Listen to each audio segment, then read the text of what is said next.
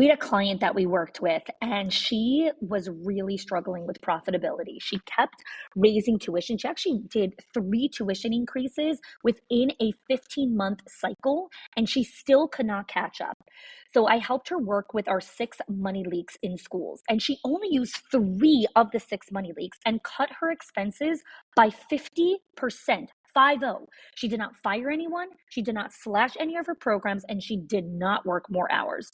Again, the 6 money leaks are not hacks or spreadsheets. These are patterns. They are small decisions that feel so normal that your school does, but they quietly drain your school's profit. So if you've ever wondered why you're working so hard, but still not seeing the return, this is your first step to clarity. Click the link in the show notes and find out what it's actually costing you.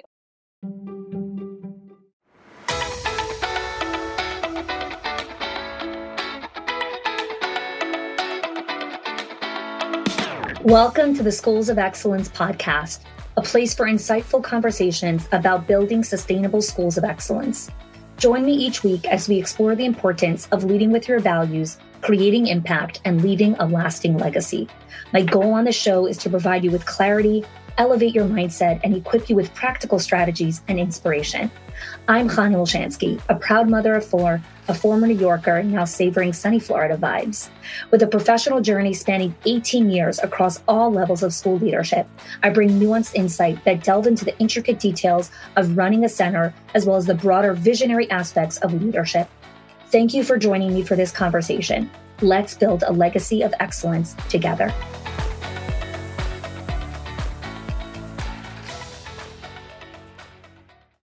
Hello there, and welcome back to the Schools of Excellence podcast. Today is a very unique podcast. This is a recording from a workshop that I did on my retention intelligence framework. So today's podcast episode is a little bit longer. It's actually a full hour because in this workshop, I really break down 7 buckets of staff departure, the six channels of intelligence, of how you actually gather data and intelligence to understand why staff leave. I walk you through the 3 types of staff demographics so that you can understand, what are your staff demographics? We walk through decoding the data. There's a lot of time to do the actual work. So if you're multitasking or driving while you're listening to this, you totally can, but I would definitely go back and listen and take notes. We had a couple of people who watched this episode 3 times actually, and had their HR managers watch this as well and listen to this because it is full of information for you to understand how to create a proper retention intelligence framework so that you can hire, onboard, and retain phenomenal staff. So let's dive right in.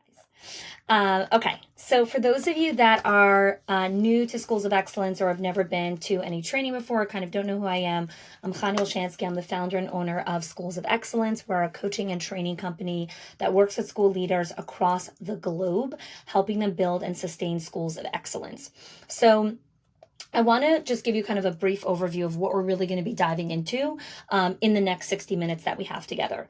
So the retention intelligence framework is a framework that I created over about a decade and a half of research and conversation, but also hours and hours and hours of talking to program directors, curriculum specialists, enrollment specialists, the owners, franchise owners, corporate leaders from all types of schools, faith-based, play-based, Redu-inspired, Montessori, it doesn't matter.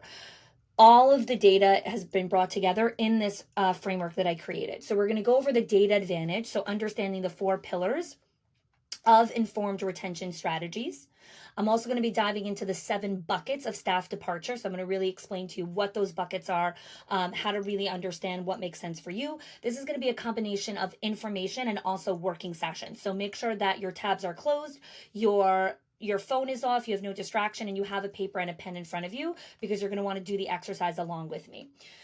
Phase 3, I'm going to go over the 6 channels of intelligence. So how to really understand where to pull intelligence from. I'm going to go over mapping your school demographics. So you need to actually know your unique school demographics. It's different from the school next door. And we're going to be diving into the numbers speak. So how to actually decode the data. Okay. So just pop into the comments for me, whether you're live or watching the replay. How many of you feel like you have some sort of retention system, but maybe it feels more like hacks and gimmicks or things that you kind of use when you have time, just let me know in the comments, what are some of the things that you already feel like you're doing specifically towards retention? Again, this is a working session. So you guys are going to want to like get into the comments. Like, it's not keynote style, right? Where I'm just sitting and talking to you. It's a working session. And hello to everyone that just joined. For those of you that could be on camera, always love seeing you. So if you can, always best if you can join by camera. Okay. So Maria, consistent communication. Yeah, that's definitely a component of retention. Absolutely. Absolutely. All right, welcome to those of you that are just joining. We're just getting started. I'm just kind of laying the groundwork of what we're going to be going over today. And we have people popping into the comments and just, hi, Erin, good to see you. Oh, it's so good to see you. People are just popping into the comments what they're currently doing now for retention. Okay, so longevity, annual bonuses, team support. Okay, great. So again, like we have a whole heap of ideas. Today's training is really going to be about understanding the data that is going to inform decisions, because as a school, and especially in a contracted economy, nobody has unlimited resources, nobody has unlimited time, nobody has unlimited money. And so you need to, or unlimited people. Everyone has a shortage of all of the above. And so if you don't have unlimited resources, then you need to make sure that the decisions that you are making are data driven. Okay. So, what are the four pillars? What are the four pillars of informed retention strategies? Number one is accuracy over assumptions. When you use data, which is what I'm going to teach you how to do today, data reveals real patterns and trends. And sometimes they contradict with your gut feelings or your anecdotal evidence, right? That's why you need data. It prevents miscalculations of resources. That's the first reason why you want to be here and actually use data. Number two, you'll do targeted interventions. So instead of doing like, oh, it'd be really great if we got better at this idea, or it'd be really great if we did coffee chats, or it'd be really great if we did this cool idea that I heard at a conference, or this cool idea that I saw in a Facebook group. No, you're going to run targeted interventions that is precisely pinpointing the reason that your school is struggling with retention. The school next door might not be struggling with retention, right? The school next door won't be doing that. You need to understand why your school is struggling with retention. Okay. Three, cost effectiveness. By identifying the most significant factors driving turnover, you can prioritize interventions that offer the highest return on your investment, right? That's what you want to be doing.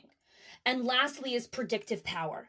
Historical data patterns predict future retention, right? Use predictive power. Understand how to use predictive power when you are making decisions. Okay. Great. Welcome to everyone that just joined. Thanks so much for joining. We just went over like high level, the four pillars of informed retention strategies, like why you have to use data. And now we're going to really be diving into the 7 buckets of staff departure. Okay. I'm manning a bunch of things here, so you'll excuse my multitasking just a little bit. Okay. I'll be fine. All right. So why did I choose these 7 buckets? I chose these 7 buckets because they are specifically contextual to education and early childhood. So I am not giving you ideas of like what I saw in the Gallup study or what I read in Harvard Business Review. No, these are real reasons why staff leave in the early childhood sector. Okay. And these are going to be actionable based on the life cycle of a teacher. No one stays in a school forever. Like the marriage is forever. Everything else has a cycle. Okay. And so we need to understand the life cycle of an employee and of a teacher. Okay. So what are the 7 buckets? Number 1, role fulfillment and work environment. That's the first bucket. Does this job provide meaningful satisfaction and a supportive atmosphere? So this is the first bucket. Now, again, you're going to write down all these buckets, make space on your paper, because what you're also going to do is you're going to pull out your teacher roster and you're going to start cross-referencing when we get up to that part of the exercise. So make sure you have space under each of these buckets. Again, these buckets are why staff leave. you do not have all the reasons. Your school is going to have some targeted and a little bit of, a little bit of all. It could be a little bit of each, okay? Number one, role fulfillment and work environment. Number two, comp and benefits, okay? Comp and benefits, which is, does the pay and the perks, does it satisfy me? Okay. Number three, professional growth and development. Does the organization foster skill advancement and career progression? Okay, I'll repeat it again. Number one, role fulfillment and work environment. Number two, comp and benefits. Number three, professional growth and development. Number four, leadership and communication. Many people leave because they did not get communicated to effectively. They did not understand their role. It was confusing. They didn't understand what was going on. The leadership they misaligned with. I can't tell you how many times I have owners that I work with that they have directors who they finally fire after they realize that 7 teachers left because that director did not know how to communicate with the staff.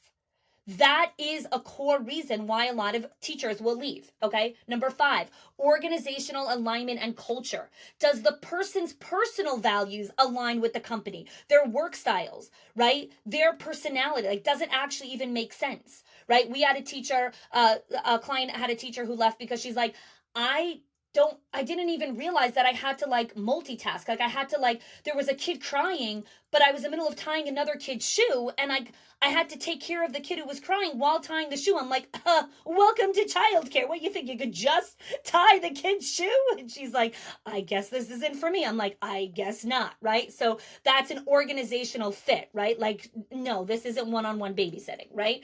Number 6, policies and compliance, right? A lot of people leave because they don't want to follow your policy anymore. You started holding them accountable, and they're like, nah, sayonara, I ain't signing up for this. Okay? That's number 6. And lastly is season of life, where external factors influence an employee's decision to stay or leave. Season of life. They just had a baby. Season of life. Their father was diagnosed terminally ill cancer. Season of life. Their husband is moving out of town. They can't, that's it. They're moving, right? There are certain things that are just out of your control. Now, the beauty is the vast majority of this list, very much in your control. Very much in your control and your ability to make changes. So pop into the comments for me real quickly, and I want to hear from you. What insight are you having just by hearing the 7 buckets? Just by listening to what these buckets are, right? Role fulfillment and work environment, comp and benefits, professional growth and development, leadership and communication, organizational alignment and culture, policies and compliance, and season of life. Drop into the comments. Again, this is a working session, so Chris, how important leadership and communication is. Yes, it is 100% a reason why people leave. Now, again, what you need to remember is people will tell you, I left because I needed more money. I left because the commute was so hard for me. I left because my back was hurting. No. These are the reasons. They have surface level reasons, but when you dig deeper, which I'm going to go through when I talk about the 6 channels of intelligence, you're going to actually realize the real reason why people leave. Okay? Let's hear from some more of you. Policies and compliance. Yes, that is a reason why people leave. Aaliyah, season of life has been an eye-opener as I reflect on the last few years. Yes, so many people actually leave that it's not in your control. And then what happens is you try to create these interventions to try to keep people that you can't keep. Their season of life has predetermined they will not be here. And so you're running interventions, money, time, people on something that it's like, no. Please put your energy over here where you can actually keep an employee versus over here where it's season of life, that person's leaving. Okay, let me hear from some more of you. If the organizational values and culture don't match, there's nowhere to grow. Yeah, absolutely. Absolutely. Just like that person. No, multitasking is part of the job. You can't tie a kid's shoe and not do something else at the same time. I do 7 things while I'm tying the kid's shoe. You can't do one thing at a time. Leadership and management change recently. Yes. So people will get fatigued when there's a lot of leadership changes because that breaks trust in the organization and also breaks communication style. And then you have to understand also, the vast majority of humans on this planet are not self-aware. Teachers, really unself-aware. So they're not going to have the self-awareness to say, I'm leaving because of this reason. They're going to say, I'm just unhappy here. Like, I'm out of here. And your job as the leader, this is why you need a framework, is to understand what are the reasons why people are leaving. Mandy, personal values don't align with organizational values. Yes, Emily, updating benefits to match the demands of today's workforce. I need you to know, Emily, that less than 5% of people actually leave because of comp and benefits. It's actually a surface level reason. And there's other reasons that are the primary reason. So that could be a reason, but it's rarely a primary. It's usually a secondary. And if you fix the primaries, you're fine. So rarely do I ever advise a leader to fix their comp and benefits as their first go-to strategy to fix their retention. It's usually the last thing you fix. Okay. So I'm so glad you brought that up. Crystal, how can I make policies and compliant leadership better to fit? That's what you're here to do today, Crystal, right? Okay. Student behaviors are getting harder. Maybe role fulfillment and work environment. Yes. But also student behaviors are getting harder. So that's them also understanding the policy and compliance. Like, what does it mean to work in this job, right? How do we actually do childcare? You don't get into childcare to be rich anyways. Exactly.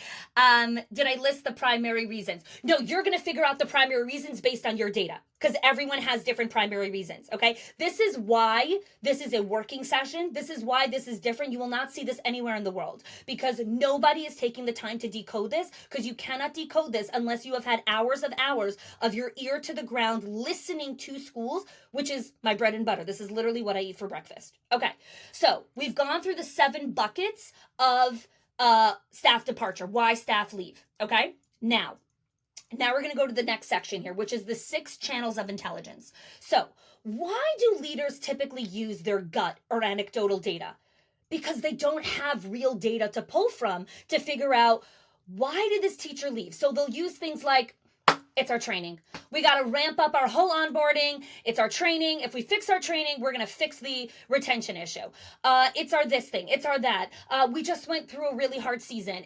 No, stop using your gut and anecdotal data and use real intelligence. So then you have some more sophisticated leaders who are like, well, we do exit interviews, but not everyone sits down for an exit interview. Or, once someone's leaving, they already have a bad taste in their mouth, so they're probably going to lie on their exit interview. So how do I know that the data is real? Good question. That's why you need intelligence. You need to pull from multiple sources. So what are the 6 sources? What are the 6 channels of intelligence? Number 1 is exit interviews. Just let me know in the comments, yes or no, if you are currently doing exit interviews. There's 2 types of exit interviews, and I have these frameworks that we teach inside of our membership. One is a simple multiple choice for whoever's not going to sit down with you in a face-to-face conversation. You'll have people that will absolutely refuse to sit and have a conversation with you, but they will fill out a form. And then the second one is an actual interview, eye to eye, nose to nose, toes to toes conversation. So you need 2 types of modalities for exit interviews. Okay, so let's see here in the comments who's running exit interviews. Okay, we have a combination. We have a lot of yeses, a lot of nos. Okay, we do stay interviews. We'll go into stay interviews. Just started exit interviews. Fantastic. We have conversations, paper form. Okay, so big combination here. Fantastic. Okay, so in the exit interviews, you're going to be able to pull, right, and identify the trends of departure. So you'll be able to actually look at those exit interviews and say, the trend here that's coming up is 50% of our people are leaving because of compliance, right? So you want to make sure that your exit interview matches the 7 buckets of departure, right? And you might need to go tweak your exit interview, because if your exit interview is just like, why did you leave? Sometimes people will have engagement surveys to staff of like, how are we doing? Great. There's nothing I would change. Okay. You ask the most ridiculous questions on the planet. You have to know how to ask good questions to get the data that you're looking for, right? You have to be a sleuth, like a true sleuth in the way that you're asking questions to get the data that you desire. Okay, so that's the first channel, exit interviews. The second channel to gather intelligence is your performance evaluations, recent performance evaluations. That is where you could see their skill gaps, their growth limitations, and their mindset. So in our Schools of Excellence membership, we have the 6 performance keys. That's our diagnostic tool to assess the 6 key pillars of where the teacher is excelling in her performance. Well, when she leaves, If I look at her, if I look at that diagnostic and I see she scored in the red in these 3 buckets, well, that's a pretty good indicator that she's probably leaving for this reason, right? So we have the 6 key pillars and you're looking at performance. So how many of you are doing performance evaluations? Whether you're using the 6 performance keys or not is irrelevant. We have a diagnostic tool, but are you doing performance reviews? Give me a yes or no in the comments, because that is a second bucket of intelligence of where you will gather data. So again, it's not anecdotal or gut of like, well, like I'll hear this from leaders all the time. She wasn't a good fit anyways. She really wasn't good with the kids. Okay, but when you assessed her performance, one of the pillars is teacher-child interaction. So if she scored in the red, did we run interventions on how to bring her to the green? Because if you didn't run the interventions, then you didn't do your part. So you are saying, well, she just left because she wasn't a good fit, or she wasn't good with the kids, or, she yelled at the kids, so we had to let her go. Okay, but that means she scored in the red in teacher-child relationships, which is one of the pillars. We got to get her into the green. How do we get her into the green? Well, you need a system for the routines and habits that she needs to adopt to get into the green. What you need to remember, and this is such an important thing, write this down, put it on a sticky note, glue it to your computer. Teachers never rise to the level of your goals. They will always fall to the quality of their habits and routines, period. You cannot set goals with teachers. You set habits, routines, rituals. So, Miss Amy, you are struggling with teacher-child relationships. You need to get better at it. Let's talk about how your habits and routines need to change so that you will learn how to actually have better teacher-child interactions. We don't set a goal of like, I really want you to get better. Well, what does get better mean? Do you want her to reduce the amount of time she raises her voice? Do you want to increase the amount of time she sits on the floor and actually engages with the child? What do you actually want to do? Okay, and then once you decide that, what are the routines and rituals and habits that get her there, right? This is why you have to understand how to deconstruct things. Because then you're actually working from data. Okay, so that's the second. The first channel of intelligence is exit interviews. Second channel of intelligence is performance reviews. Okay. Give me just a thumbs up in the comments if you're following along so far. Again, I'm moving a little bit quicker because I have a lot I want to get you guys through, but please let me know if you want me to repeat something or whatever it is. Okay, Sonia, we do evaluations and you be your vet. Go check out the 6 performance keys. It's in UpCoach. You're a member. Definitely go check that out. You have access to it. Okay, everyone's following along? Okay, Dorothy, you haven't done them in a while. Okay, again, that could be an action item that we put on your calendar. Fantastic. On newer ones, we haven't done them on long-time teachers. Okay, definitely, right? This is why we come to trainings like this. It's like, 1 second, we haven't done this with long-time teachers. Never rest on your laurels. You are only as good as your last day, right? Only as good as your last day. Okay, then you got to run it again. You cannot rely on these things. I was talking to a client last week. She's like, we have a 30-person wait list. I'm like, and you know what? On Monday, it could actually be gone. It could actually be gone. Because all those 30 people all of a sudden found different options. You cannot rely on a wait list. Are you nurturing that wait list? Are you taking care of that wait list? What are you doing? And that's a whole separate enrollment thing, which I'm not getting into. Okay. You want the teachers never rise quote? Yes, absolutely. Teachers never rise to the level of your goals. They will always fall to the quality of your habits and routines. Okay. Yes. The recording is available. I am sorry I'm going fast. Please tell me where you want me to slow down, Ted. Happy to slow down a little bit. Where can I repeat something for you?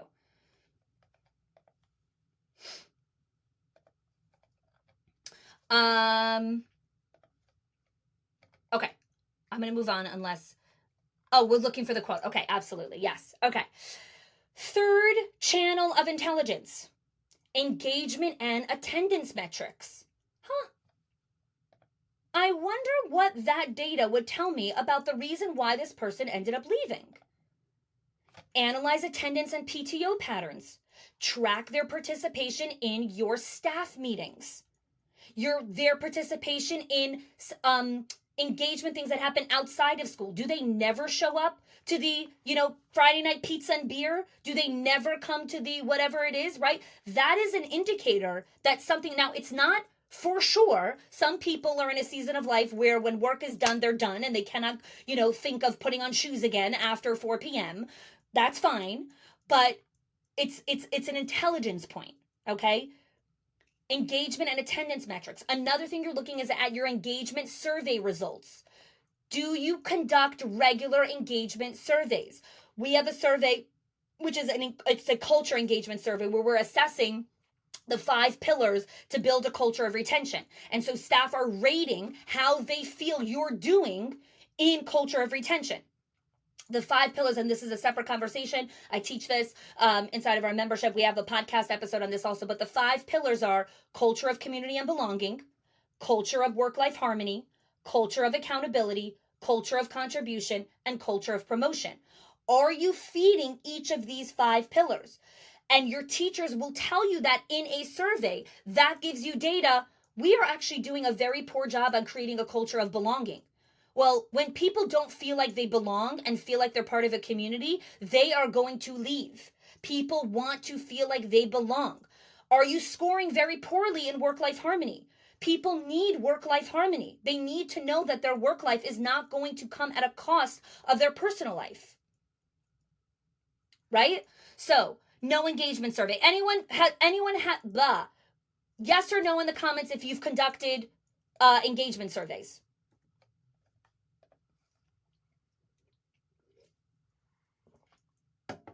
Okay, combination. Yes, no, yes, no. Yes, the recordings will be available. I know I'm going fast. I will slow down a little bit. But yes, the recording will be available.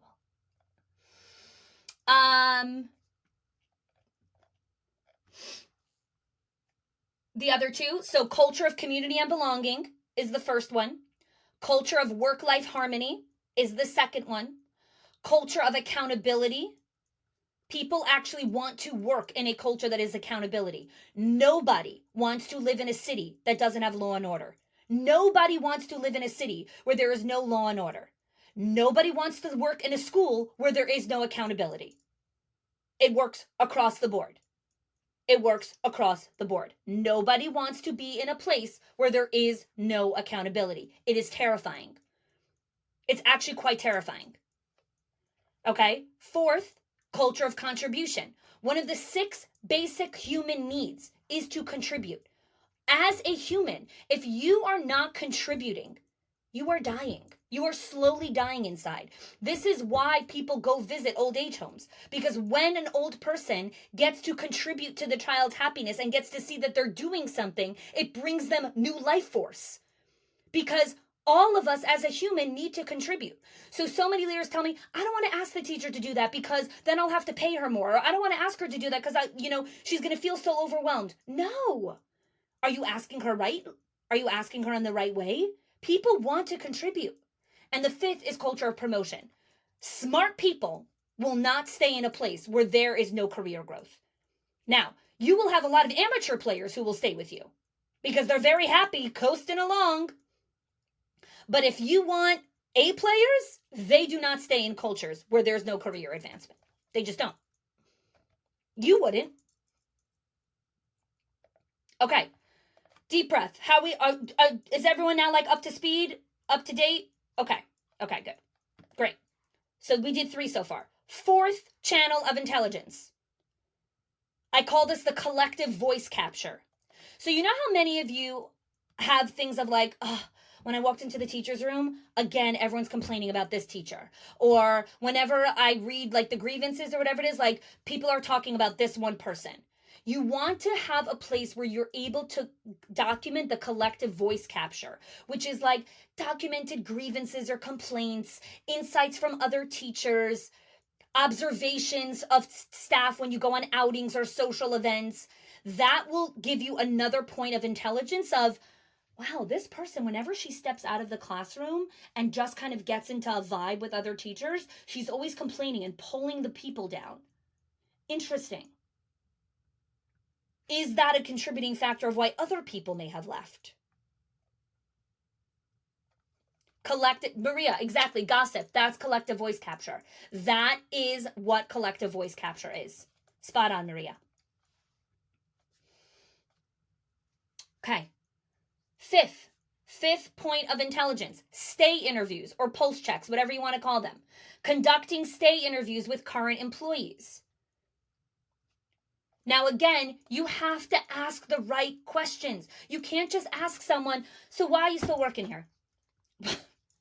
I don't know, because I always have been. Like, what? You have to ask the right intelligent questions that speak to and give you the data that you are seeking.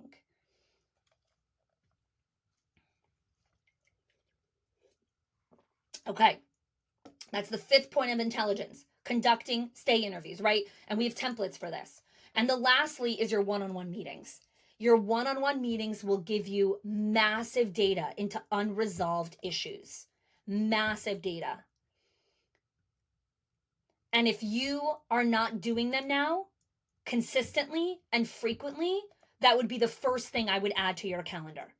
The first thing that I would add to your calendar, not your to-do list, your calendar. You block the time, you put it in your calendar, and you prioritize it.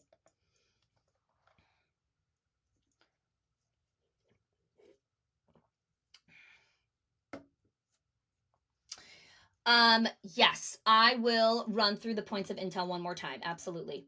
Okay, 6 channels of intelligence. Number 1, exit interviews. Number 2, performance reviews and evaluations. Number 3, engagement and attendance metrics.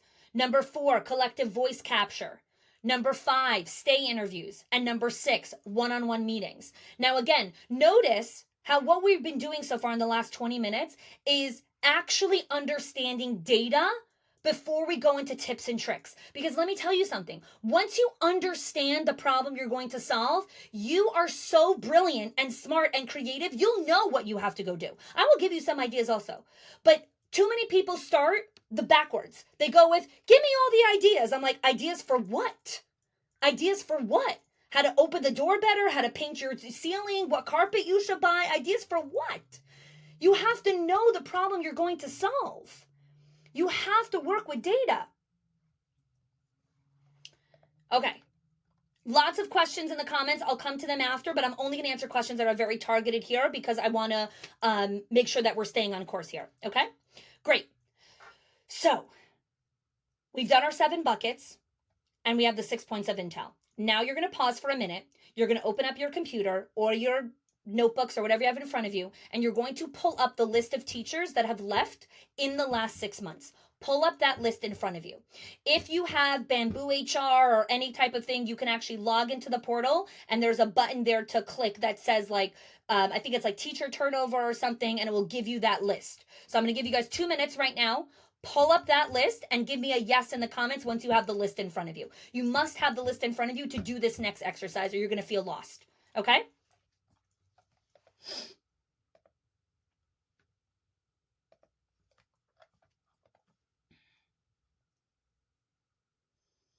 You don't have access to your list. Okay. Who would have access to that? Where would that list be? With the HR managers. Okay. So can you ping one of them and say, hey, I'm in the middle of a workshop. Can you give me the list of all the teachers that have left in the last 6 months?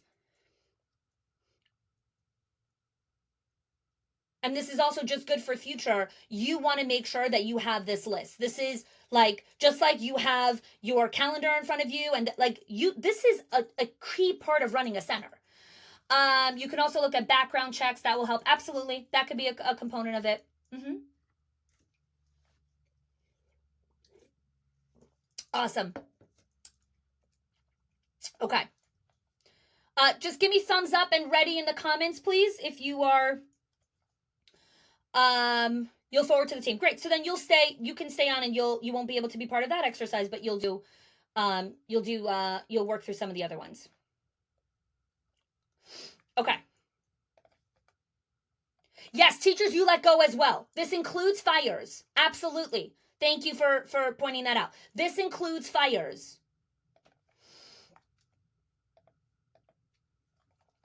Okay. Hi, Ahuva. Good to see you on here. Okay. I'm seeing lots of checks, so I'm going to move on. Okay. So what you're going to do now is you're going to look at the teacher. Now, again, you're not looking from data because you haven't run the 6 Intel datas. But what you're going to do is you're going to do a baseline gut check, cross check. So you're going to take your list, Amy, Sarah, all the names, and you're going to put them under the category of the reason of why you think they left or why they were fired. So I'm going to give you guys about 2-3 minutes now, and I want you to do that exercise. Take that list and match them. Did this teacher leave because of, role fulfillment, comp benefits, professional growth? Why did these people leave? Okay? So let's run through the exercise.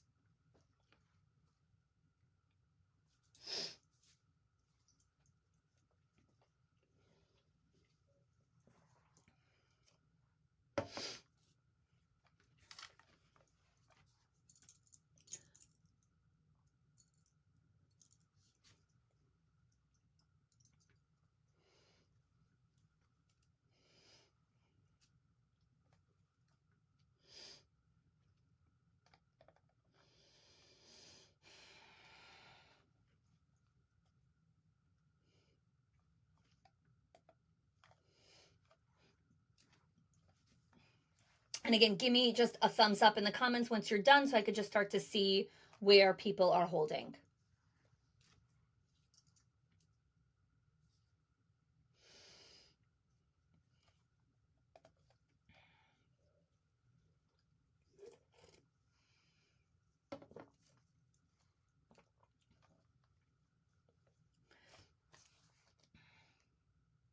Do we put them under the reason they gave? Well, that's a great question, Sonia. So you think that you're seeing a contradiction, right? You're seeing the reason that they gave you is this, but the reason why you actually think they left is this, right? You can decide, but this is also why you want to run through this framework, right? So you're actually working from intelligence, because she could have given you a reason, but when you run through the other 6 intels, you'll actually be able to see, it's actually this reason, okay? Now, again, we're not building a spaceship, so it's okay if it's not like fully accurate in intelligence, but you're going for better than what you have now, which is just your gut check and anecdotes. Okay? All right, lots of checks. Okay, come into the comments. Which one scored the highest for you right now? Which one scored the highest? Which category had the most amount of teachers under that category? Michelle, so that's season of life. 7 people moved, so that's the bucket of season of life. Sonia, comp and benefits. Teresa, season of life. Crystal, season of life. Comp and benefits, professional growth, season of life. Okay.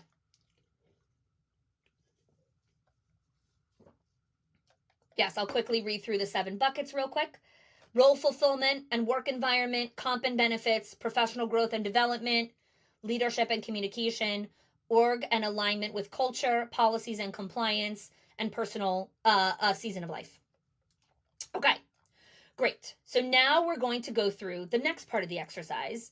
We're going to kind of blow up the exercise that you just did so you can recognize how intricate this is to actually understand the data points of retention.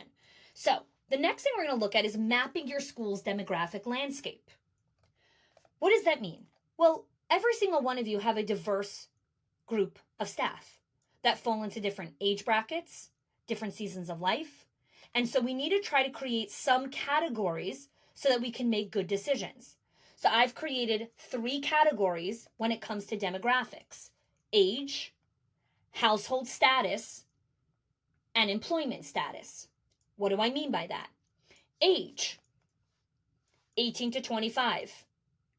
The age where your brain is not fully developed. You are still a child. 26 to 35. Young, getting married, probably starting a family. 36 to 45. Raising young kids. Teenagers. 45 to 55. Kids in high school. Kids going out to college. Starting to become an empty nester. And 55 plus. Now I'm going to explain in a minute why demographics matter. So that's age. Household status: single, married or partnered, has young kids, school-age kids, teenage kids, empty nesters. What's their family household status? You have age, and then you have household status. If the vast majority of your demographic is in one particular household status, then you have a very different intervention that you're going to run than if the vast majority of your staff are single, living in their parents' basements. It's a totally different ballgame. You are playing a totally different game. This is why I go insane when I see people trying to copy each other's retention strategies.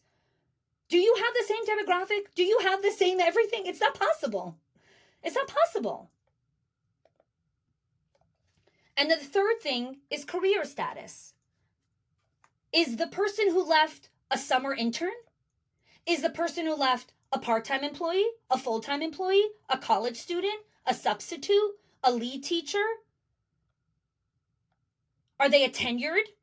Are they brand new? They've only been in the school for 3 months? Are they been there 5+ years? All of these things matter when it comes to why the teacher left or why you fired her. So I'm going to pause now because I know everyone's light bulbs just went off in their brains. Come into the comments and let me know something that you just heard that you never thought about before. Something new that you just heard, you're like, I never thought of that. That's so, oh my gosh, wow, thank you for reminding me that. Come into the comments, let me know.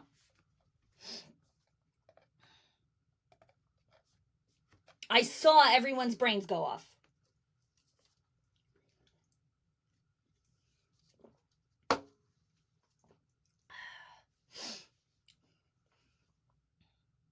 Demographics are important. Yes, they are, Raul. They are absolutely important. They're huge. Any other insights? What is interesting that you learned here? 18 to 25 brains are not fully developed. Yeah, absolutely. Even though I had 3 kids before I was 25, but my brain was still not fully developed. Ted, obviously my retention strategy shouldn't be the same as others. Never thought of it the way you described it. Beautiful, Ted. So glad that this is like just a new insight for you. Thank you for sharing. Melissa, big standard of deviation in demographics, not addressing the younger as well. Yes, right? The younger people need trainings, not on trainings that like I need. They need trainings on like, what does it mean to be new to the workforce? Let me teach you how work works in America or wherever you live in the world, right? Because someone who's 20, who's never had a job before, and summer interning is very different than a job, versus someone who's 40, they know what it means to work in the workforce. I don't want to sit in a training of what it means to be new to the workforce. But anyone who's young should absolutely be sitting in a training on executive functioning skills, on morning routines, on time. Do you know how many, this is like my best story. We had a director who was struggling with one teacher who could not, for the life of hers, get to work on time. And she sat down with her and she had a conversation. And in the one-on-ones, I said, I want you to ask her, describe your morning routine to me. Just describe your morning routine. What do you do in the morning before you come to work? She's like, okay, I'll ask the teacher. Anyways, she messages me the next day. She's like, I figured out why she comes late. I'm like, oh, really? Tell me. Well, apparently Wednesdays is her laundry day. And she only does laundry at like 12 o'clock or like 1 o'clock in the morning. So by the time she has to go to work, her clothing are still wet. So she has to wait for her clothing to dry before she can get in the car to come to work. You're all laughing. This is real. So the director said, I have a really good idea. What if you did laundry at 5 p.m. so that in the morning your clothing will be dry? It's a really good idea. Great. And now she comes on time. This is called new to the workforce. It's called basic adulting and functioning. Young people do not have this. Young people do not have this. Not all young people. I swear to God, if my kids ever become like that, I like train them to death when it comes to this kind of stuff. But not everyone does. And so when someone comes to the workforce, they're like, oh, you mean I should do laundry earlier so it should dry on time so I could get to work on time? Didn't think of that. Didn't think of that. Okay. Let me hear some other insights here. Age is huge. It's very interesting. Yes, household status, huge. Household status is huge. By the way, like when I was a director in New York City and I used to interview people, if someone had children, I would ask them at the interview, tell me a little bit about your support structure. Do you have parents that live nearby? Do you have friends? Do you have a sister? Do you have cleaning help? Walk me through your support structure, because let me tell you, if this person has 2 children and they have no support structure, let me tell you how many times they're going to be calling out. A lot. A lot. That doesn't mean you don't hire them. Just remember that that person's going to be calling out a lot because they don't have support structure. Okay? Emily, my previous retention plan isn't working because my new staff is a different demographic. Exactly. This is why you have to constantly come back to this, because people's season of life change, cycles change, right? Values change, priorities change. Okay. Crystal, maybe a good idea to recruit from multiple demographics to help keep retention under control for different seasons of life. Absolutely. So I just recommended to a client, two clients who have college students. And so what happens is in August, like this time of year, they're always short staffed. And I said, interesting. Let me explain to you why you're short staffed. Your college students who ran that cycle just left, right? At that point, your new college students didn't start their semester yet. So you have a 2-week gap, and it happens every year. Guess what? You could plan for it. You can find substitutes to fill the gaps during those 2 weeks, right? And both of them are like, amazing, I'm going to go do it. I'm like, no, you're not. You're the owner. You're going to go have your directors go build out that system. That is what retention intelligence looks like. That is that in action. Okay. Who's season of life is out of our control. Don't harp on those employees. Exactly, right? Use your energy for things that you actually can control. Simply thinking about the role position was an eye-opener. Yes, right? Are most of the people leaving part-time? Are most of the people leaving full-time? Are most of the people leaving assistant teachers or lead teachers? Where do we need to direct our onboarding energies to, right? It's not just we need to revamp our whole onboarding. Do you? Or do you need to revamp the onboarding for assistant teachers? Do you need to revamp the onboarding for college students? Do you need to revamp some of your onboarding for the new to the workforce people? Who do you need to revamp it for? Who needs tweaking? Don't come in and burn everything down and be like, I got to start all over again. No. Deep breaths. You don't have to revamp everything. Okay. Thinking about household status, I just hosted a fun staff day. I was disappointed that I only had 3 staff come. Those staff were in an age bracket that brought them together, all staff from single demographics, right? Such great insight here, Stacy, right? So powerful. Household status is a huge component, absolutely. Young single mamas is my jam, apparently. Well, then your retention system has to be built with rituals, routines, structure, and habits that support a single mom's pain points and what she needs help with. Versus someone else might not have any single moms in their demographic. Okay, then you don't need Erin's track. You need this track. This is why you can't copycat. Okay.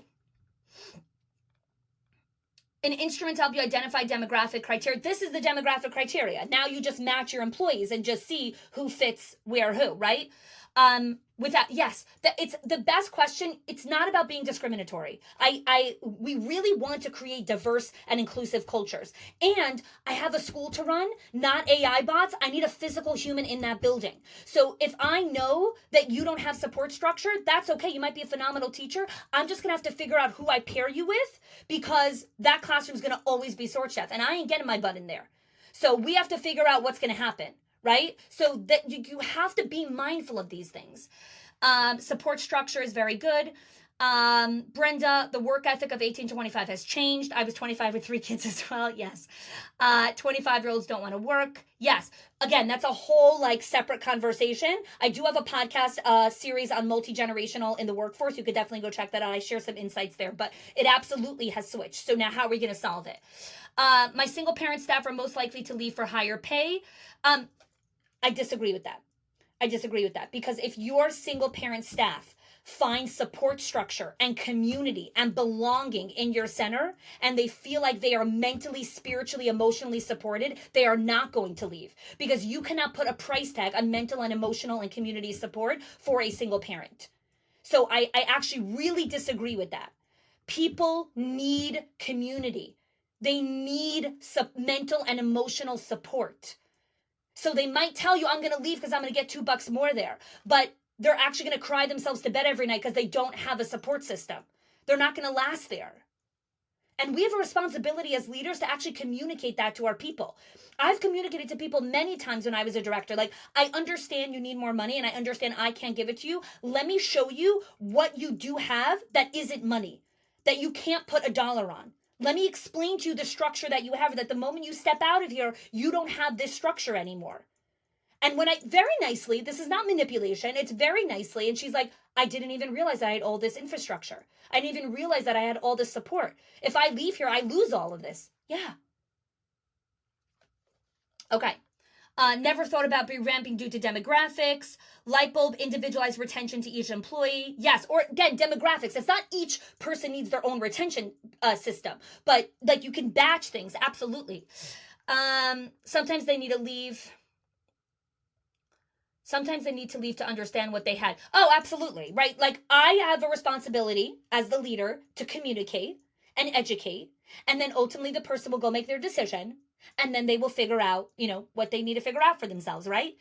I love all this. Good. So happy. Okay, great. So now we have done your top reasons. We've done some mapping of school demographics. And that's a separate exercise, which we're not going to do here because you did the first exercise, which you just mapped everyone. You want to do a separate exercise where you cross-reference demographic. Because that's how you decide, how do I change my onboarding? How do I integrate some of the new hires into the school culture? What are our new hires struggling with? Let me look at the data, right? And this is a process. This is not done in a month or even 3 months. This takes time to put together slowly. And we're going to go through rapid initiatives and long-term initiatives. Okay. And I know I'm slowly running out of time. So let me continue here. Okay. And let me take a drink.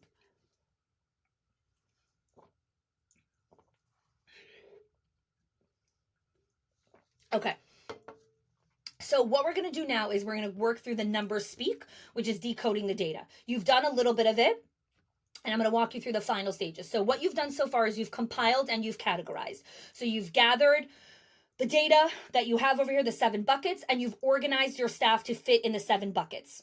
We've counted themes. So within each bucket, you've seen how many staff fit in each one. So you have a little bit of a frequency of like, I have 20 staff, X amount of people fit inside of here. That goes into the calculating percentages. So you're going to determine the percentage of departures for each theme and bucket. So if I have 50 teachers and 30 people left, right?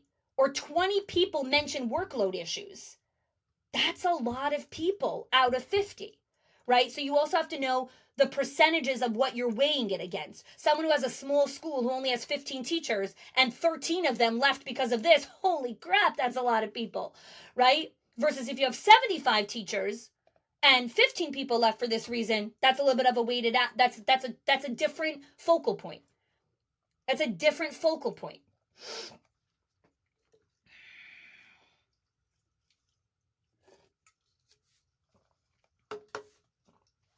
I don't know if I'm hot because I'm talking a lot or someone turned the air conditioning off in my house. And it's Florida, so I'm like, guys, what's going on? Okay. So calculate percentages. Okay. Lastly is rank and prioritize. Okay. So now what we're going to do is you're going to look at your list. And again, you're not going from the 6 intel points. So you're going to do the best that you can. But you're going to need to prioritize now. What is your bucket that you want to work on?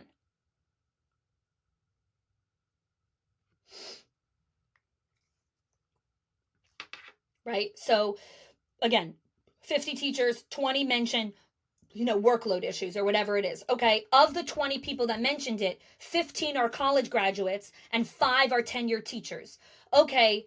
I want to work on this issue. So I need to figure out strategies for the college students and for my tenured teachers. Right? So you're doing a combination of the top issue and then which demographic you want to focus on.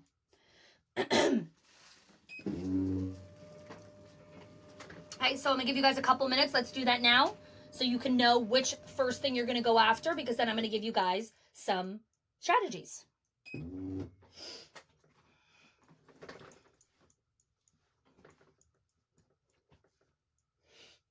Everyone clear what they have to do? Yes? Anyone need any explanation? Happy to do that. I'm also gonna take questions soon.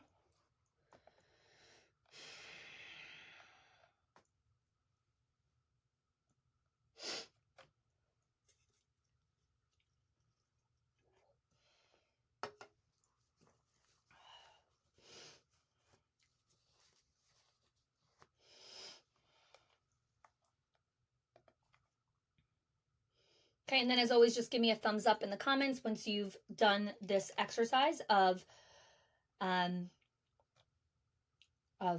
rank and prioritize.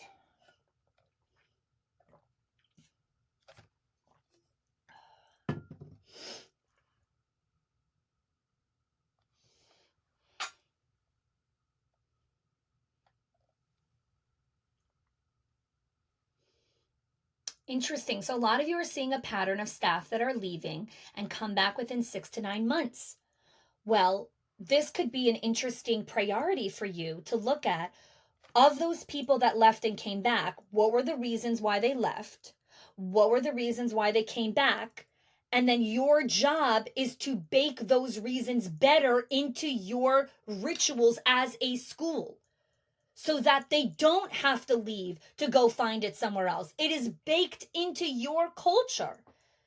That is your initiative right there. Whoever wrote that, that's your next 90 days.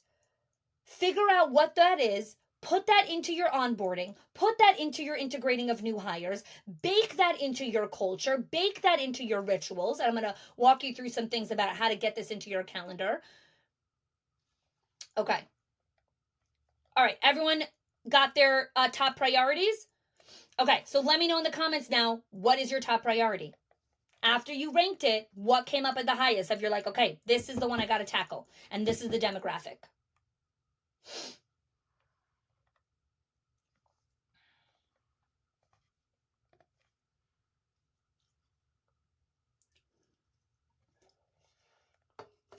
Let me know in the comments.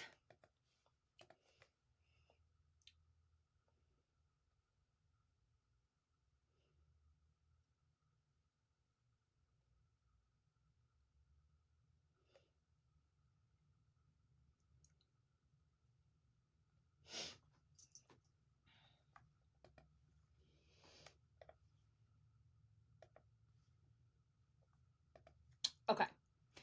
Everyone who left was season of life. Those who I fired was policy and compliance. Okay. Michelle, I'd love for you to break down the season of life. Like, let me know, like, it was they moved, they got pregnant, terminally ill, a family, someone died. Like, give me the things of what you have identified as season of life. Becky has policies and compliance as her top thing. Org alignment and culture. Great. Okay.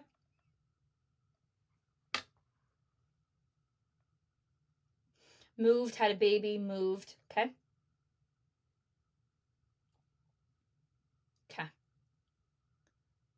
All right. So let's go over a couple of some of my older but more rigid employees have trouble with policy and compliance, especially when it requires technology skills. Yes, right? So we're again, this is so great, right? Where it's like, my older staff struggle with the standards that we've introduced on tech. They're phenomenal in every other area, but they're really struggling here. Let me do a one-on-one with them, use one of the 6 intels, and figure out where's the mindset block. Is it truly a skill block? They actually don't know which buttons to push. Is this a mindset block where they're just like, don't teach me anything else, I know what I have to do? Is this a overload block of like, I have way too much going on in my brain and I cannot learn anything else? Why are they resistant to the tech? And then you can coach them on that versus just waiting for them to leave because they couldn't figure out how to click the stupid button, right? What a silly reason for someone to have to leave. Okay. My top priority is to keep my longtime Judaic teachers, one of whom is the majority of staff that left, most were single moms who were full-time, asking for more pay. Okay, so again, like interesting. A lot of moms left because they were single moms. Is there something that our school wants to do as an initiative to support our single mom families? Now you could decide, I don't have capacity, I don't have money, I can't do it. Okay, then you're going to stop attracting the single mom demographic, which is okay if you decide that your school can't sustain that. But understand that if you're not going to create initiatives around it, that demographic is not going to exist in your center anymore because it's not feasible for them to work there, right? Certain people enter seasons of life where they just can't work, the graveyard shift. So they leave because their season of life doesn't allow them to do that anymore. Okay. All right. So now let's go. Let's break down. Have babies, too busy at home. Those I fired were policy and compliance. Okay. Gossipers, complainers, right? So again, your top priority is the policy and compliance. We need to figure out how to create a culture where staff are engaged enough to follow policy and compliance and don't need to leave. This is where mindset comes in. This is where coaching comes in. This is where one-on-ones, classroom observations, performance reviews, all the 6 Intel channels that I spoke about. That is where you do those things. Can you give me an example of a possible initiative you might do with single moms needing more pay scenario? I could answer that question at the end. Let me get into some of these other rapid response initiatives. But these are all really good questions. Okay, so when we have chosen our biggest priority, we need to look at this from 2 perspectives. One are the rapid response initiatives. What can we do right away in next 30 days? And then what is the long-term strategy, right? 2 different plays. Let's say you have a policy and compliance issue, okay? Because a couple of you had that. All right. What would be the rapid response? The rapid response initiative would be to look at what are the 3 biggest offenders of policy and compliance. Is it cell phone? Is it dress code? Is it coming on time? What are the top offenders? Once you figure out what the top offenders are and which demographic they fall into, right? So the top offender is this, they typically fall in this demographic. Okay, what is the rapid response that I could do here? So give me some examples in here. I'm happy to do like on the spot coaching care. So if you have college students, for example, and their, top offender is they don't come on time. Well, college students are young, which means they really, really struggle with time management and executive functioning. So your rapid response initiative right now in the beginning of the school year is to bring that group together and do a morning routine training with them. Teach them how to set up a morning routine. I will never forget when I first got married. My husband and I were little kids, right? I was 22, he was 24, and he needed to be at work at 7:30 in the morning. We lived a 10-minute drive from the house, and he would wake up at 7:10 to be at work at 7:30. And every day he would come home and like, I was late to work again. I was late to work. I'm like, I would have fired your ass so long ago. I don't even know how your boss still keeps you. My dear love, it is not possible to be at work at 7:30 if you wake up at 7:10. When you wake up at 7:10, you need to wash your face, you need to brush your teeth, you need to change your clothes, you need to take a shower, you need to pack food, you need to eat breakfast, you need to go down 2 flights of stairs, you need to find the car, you need to heat up the car. It is winter, it is New York City. You need to drive up the busy streets, all the buses are moving. You need to find parking. How the hell do you think you could do that in 20 minutes? Oh, I didn't realize I have to do all those steps. I know, because you're not breaking down the morning routine, right? Now he doesn't do them. Now we laugh about it, right? 15 years later. But let me tell you something. Your young people do not recognize, oh, 1 second, I forgot I have to feed the cat. You have to feed the cat every single effing day. Put it into the calendar. Stop running out the door and then the last second, I came late because I had to feed the cat. No. Or I came late because the bridge came down. The bridge goes down every day. Every day the train comes. Every day the bridge comes down. Leave earlier. There was train traffic. Every day there's train traffic. Welcome to the New York City subway. Get out of the house 2 minutes earlier, right? That is the rapid response. Individualized. I used to struggle with that as well, time management. I know. I have a 14-year-old son now. He has to be at the synagogue at 8:30. He's like, you can wake me up at like 8:20. I'm like, sure. Of course I can wake you up at 8:20 because you think you're Superman and you could fly all the way to, over there. No, you can't. There's one bathroom for you guys. What if you wake up and your sister's taking a shower? Huh? Well, I didn't calculate for that. Well, you should, because you don't live alone and you're sharing a toilet with other people, right? College students forget about this concept. Well, I was late, like it took me more time. No, there's one bathroom for 4 of you. You have to figure out a bathroom schedule, right? Now, it sounds so simple for us, but this is so foundational and basic where young people literally do not understand how much time it takes them to shower, to use the toilet, to brush their teeth, to make their hair, to put their shoes on, to go outside, to close the door, to heat up the car, to take off the snow. All of these are steps to get to work on time. Okay, come into the comments, insight that you're having. Okay, again, rapid response initiative. Now, some other things that we had here. Let me look at a couple of other things.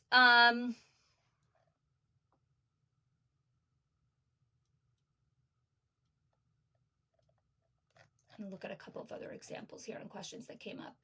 Okay, priority, setting up a program and resources to assist the moms. Okay, great. So you want to do a survey for your single moms. What do they need? What type of support do they need? Where is the biggest struggle for them? Is it the morning? Is it pickup? Is it drop off? Is it arrival? Is it when the school has closures? Is it on legal holidays? When is it hard for them? Is it when their children have, random sicknesses or doctor's appointments or what? Like, what is hard for them? So that you actually understand, what can I create with the resources I have available to me to support me? I want to tell you that so much of the time with single moms, their biggest support is helping them understand how to create a schedule, how to actually manage their time in the morning, how they can actually put their kids' stuff out the night before. Don't assume that they're already doing all those ideas. They're not. They're not, because it's difficult and it's hard. I have a huge support system, and sometimes I still forget that I could do certain basic things to function better as a human. Okay. Helpful, Erin? Awesome. Okay. So rapid response are things that you could do in next 30 days. Long-term initiatives are, let me look at my onboarding. Where in my onboarding could I have better communication about policy and compliance? So if policy and compliance is an issue, and it's a reoccurring issue, I'm going to do rapid response initiatives so I can solve it. But where do I need to be more communicative in the onboarding process about what this job is actually about? Where can I do better in the hiring process?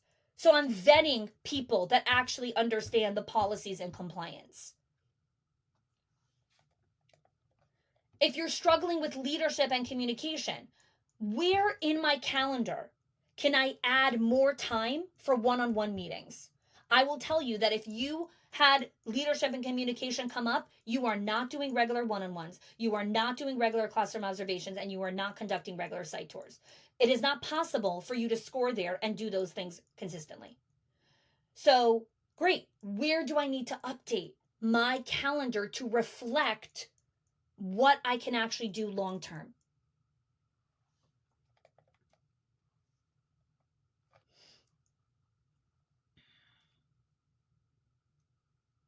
If you're struggling with gossip or those things, right? Most of our clients have created gossip policies, and they sign that. When teachers come in to the program, when they get onboarded, they sign the gossip policy. This is the policy in our school around gossip. You must sign here. This is the accountability measures we put in place. And then a long-term strategy is culture. I have a whole podcast episode on gossip. Gossip is a social skill. It's a maladaptive high school sorority social skill, but it's a social skill. It's the way women talk to each other and communicate with each other. Gossip is, across all data points, higher with women than men. Okay, what could be my long-term strategy to combat gossip? How can I create better, more effective ways that my staff can talk to each other?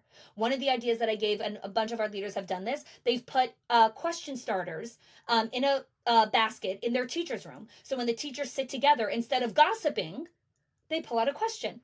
Let's talk. Do you know how many people don't have basic social skills of just like, hey, how was your weekend? Instead, let's talk about the teacher. No, how was your weekend? I know that your dad just started chemo. Tell me about it. How are you guys doing? That requires vulnerability. Okay, that's a whole separate conversation. How do we create a culture where people can be more vulnerable with each other? Intelligent people talk about ideas. Yes, yes. I don't know who says this quote, but I use it all the time. Thanks, Roberta, for reminding me on that. Okay, last steps here, and I know it's 2:00. Implementation here. All right, what are you actually going to do? What are you actually going to put in your calendar where you're like, I am going to do this after today's 1-hour training? And again, we have the replay. You can come back and watch this. What are you actually going to do? Let me know in the comments.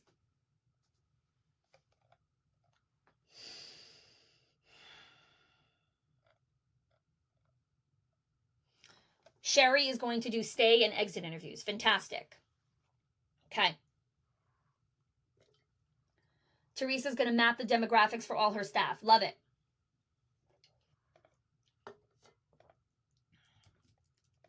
Where am I? Sarah, trauma-informed culture and trauma-sensitive school training. Why did you choose that, Sarah? Why was that a choice? I'm curious. It's interesting. What made you make that decision after working through the framework? Roberta, actually going to propose that our supervisor team sign on and do a co-study of this. Fantastic. Dorothy, performance evaluations, fantastic. Melissa's going to do one-on-ones with me and the new directors. Great. Remember, all of this needs to get into your calendar, or the moment you leave here, it's poof, it's gone. It's a great idea that never happened. Mandy is going to revamp her hiring and onboarding to really make sure we're hiring the right people for our center. That's too vast. You're going to revamp the hiring for who? For the college students, for your tenure students. You're going to revamp the onboarding for who? We want to get specific. We don't want to just revamp things because that is taking a lot of time, energy, and money towards something that might not need to be revamped. So where specifically are you going to revamp the onboarding based on what you learned here today on the data? Erin is going to create surveys with the leadership team, one-on-ones to help them cope with their schedules. Beautiful. Sonia's going to restart the one-on-ones. Crystal's going to look at her exit interview data. I love that. Ali's going to have her directors watch this. Fantastic. And then meet with them for reflections and implementation. Smart leader. Jerica, first I'm going to rewatch. Then I'm going to map out the demographics. Fantastic. Sonia's going to do stay interviews. Yes. Okay. So now let me answer some of the things. A lot of you asked for templates and stuff like that. So I want to share with you, for those of you that enjoyed today's training, thank you so much for joining. I love doing these trainings all the time. I want to share with you some ways that you can work with Schools of Excellence to get more resources on this and more support. So when you're working on retention, it's not an isolated issue, right? So when we're looking at the educational landscape, school leaders, as a school leader, you're facing high staff turnover, time management pressures, classroom performance observation, parent partnerships, parent retention, and culture. These are some of the top things. And so what you want to be looking is not just, I need a retention intelligence framework. I need a suite of frameworks and tools to help me optimize my role as a leader. So in our Schools of Excellence membership, we have this retention intelligence framework, and we have all of the templates. So exit interviews, stay interviews, engagement, stay interviews, all the templates that you plug and play to make sense for you. We have the 6 performance keys, which is your comprehensive diagnostic tool for performance reviews. We have our school leader scorecard, which helps you understand how to prioritize your time. We do calendar audits. This is a new thing that we just introduced in the last 30 days, where we do calendar audits of leaders to help them align their daily actions with their strategic goals. We do profit audits of your time. Parent partnership blueprints. All of these blueprints are there to support you in an ongoing way. And the way that we support you guys, not just with the frameworks, is regular check-ins, expert guidance, coaching from me and other success coaches. And so for those, I'm going to put the link inside of the comments here. For those of you that are interested in saying, I need more than this. I want support. I want mentorship. I want coaching. I want these frameworks. I want these templates. The Schools of Excellence membership might be a great option for you. It's a no risk to apply. You apply, you and I will get on a right fit call, or you'll speak to myself or our admissions advisor, and she'll get an understanding. We'll get an understanding of who you are and if this is the best fit for you. The biggest thing I want you all to leave with here today is every single one of you who are here live or watching the replay have learned something new here. You've learned a new framework, a new insight, a new perspective, a new question to ask. And for that, I'm grateful. And I know that the ripple effect is going to be huge in your centers. For those of you that want to go deeper and want more support, I would love to invite you to click apply over there. Now, I'm going to leave you guys with this. We will be sending out the replay within 24 hours. If you're on our email list, you will get that replay. So you'll be able to click and watch the replay. It also was live streamed on a couple of platforms. I don't know where it ended up going, so you could definitely check those out over there as well. And I will stay for 5 more minutes for any individualized questions, because I did promise time for questions, and I'm sorry that I didn't get the time for that, but I will stay here for some questions. Okay, feel free to unmute or post your question. Raul is going to map demographics, revisit the way that we're hiring. Can any of this sync up with Bamboo HR? Which part, Victoria? Which part to sync up with Bamboo HR? Let me know, and I'll happy to answer you. Ted, oh, so glad you found this valuable. Thank you so much for joining. Aaliyah, great as you. You're so welcome. You're so welcome. Roberta, I'm going to have my EC and HR credentials. Love that this is a lovely marriage of those two things. You're so welcome. You are so welcome. Erin, thank you so much. Um, yes, yes, yes, yes. Mwah. Thank you for joining, Erin. Mandy, so glad you found it helpful. Diana, fantastic. Um, okay. Bamboo, which are the performance review portion to see the 6 pillars. So we have some of our clients that use the 6 performance keys. I believe one or two of them have asked Bamboo HR to align it, but most of our clients that use the 6 performance keys, use the data to inform promotions, bonuses, raises, and kind of their pay scale based on performance data. So, but it could be a great conversation to have with your team. Teresa, it's been an eye opener. Love the perspective. Fantastic. Awesome. Awesome. Thank you all for joining. Fantastic hour. Wishing you all the best. And please apply if you feel it's a right fit for you. Take care, everyone. If you are loving the Schools of Excellence podcast and have gotten any value out of it for your school, I would love if you can do 2 things for me. 1, subscribe to the show so you never miss an episode. And 2, can you please leave us a review? Reviews help other school leaders know that this is the place to learn how to build a school of excellence. And I would be so grateful if you can do that for us. Your help and support makes this show to be able to be listened by the thousands of other school leaders all around the world. Thanks so much for listening, for giving us your time and attention each and every week, and I appreciate that you have joined us.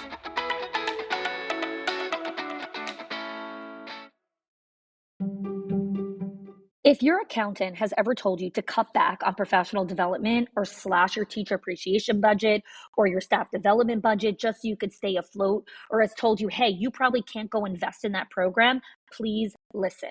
The problem is not that you're spending too much money on your people or yourself or your investment or your support system. It's that your school has invisible money leaks that are draining your profit, leaks that no spreadsheet will ever catch or accountant. So I created the 6 money leaks of schools that show you the 6 core areas that schools lose money every single month without realizing it. If you close even one of them, your profits will start to soar without sacrificing your team. Go get it now and stop blaming the things that are actually building your school.